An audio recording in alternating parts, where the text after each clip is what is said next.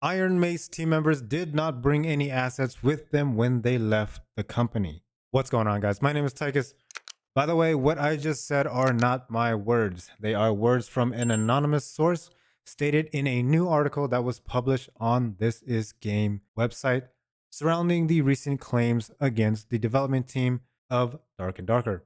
So, first and foremost, link to the article will be in a description down below. Keep in mind the article is in Korean and I did use Google Translate to read it. Some of the smaller details might be a little misconstrued. However, it is translated enough to get the general idea of what is being stated in the article. Also, the people at ThisIsGame seem to have reached out to a few anonymous sources in order to get some information regarding the situation with Nexon and Iron Mace Studios. Again, nothing has been officially stated by Nexon or anyone from Iron Mace Studios, so again, take everything with a grain of salt.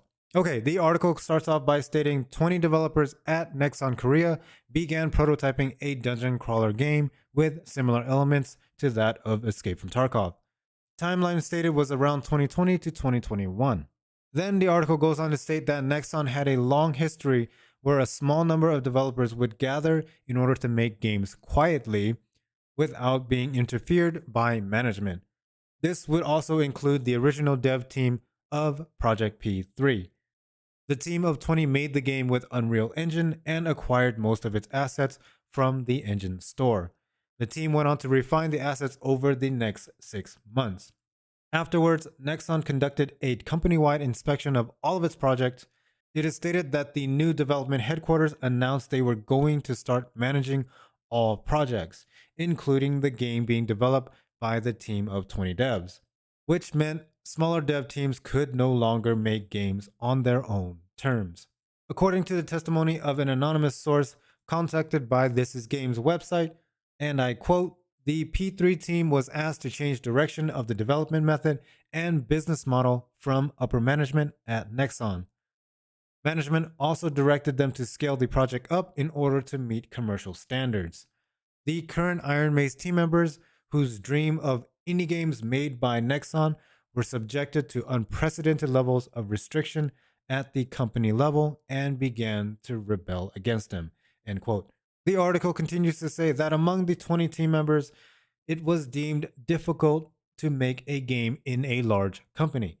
According to the same person, and I quote, Iron Mace is a corporation established by the leader of P3 who left Nexon and the rest of the team members who did not want to join Project P7.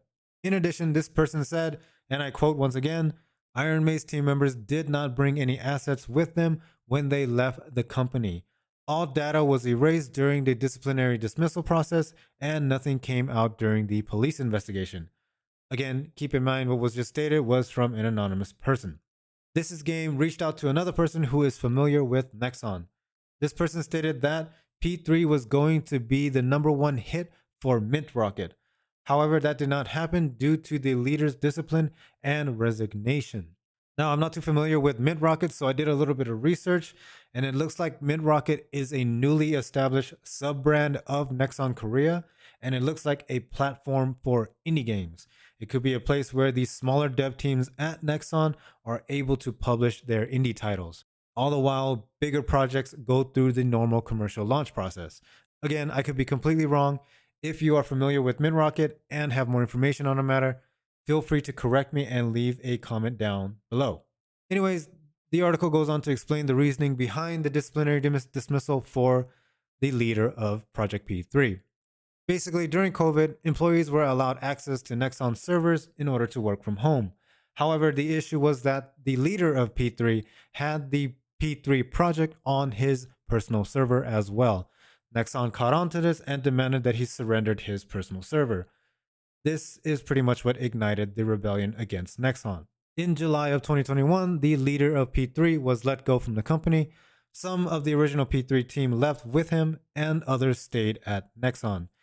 The team that left decided to rekindle the fire of Project P3 and went on to establish Iron Mace Studios 3 months later.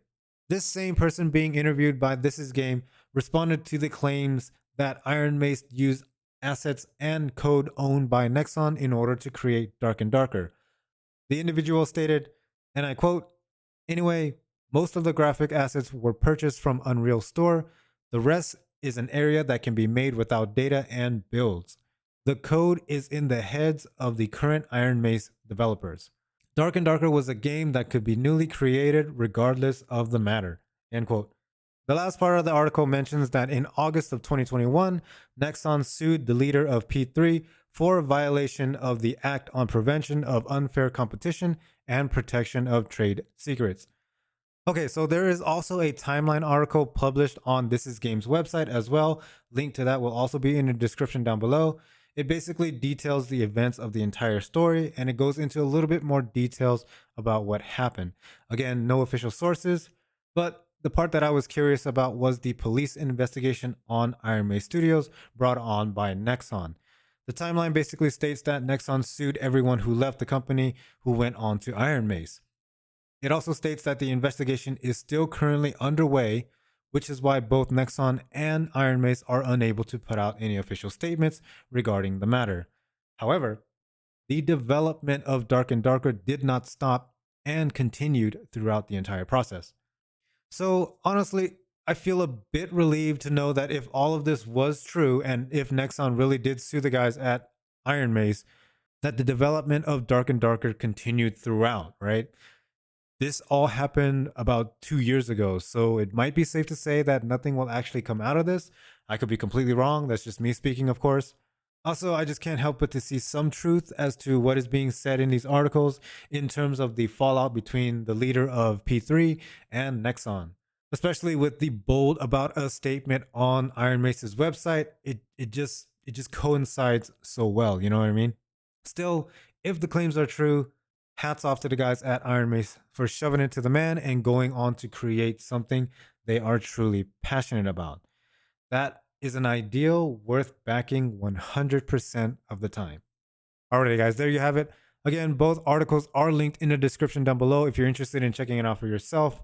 Let me know your thoughts in the comments below. And as always, thank you for giving me your eyeballs, and I will see you guys in the next one. Peace.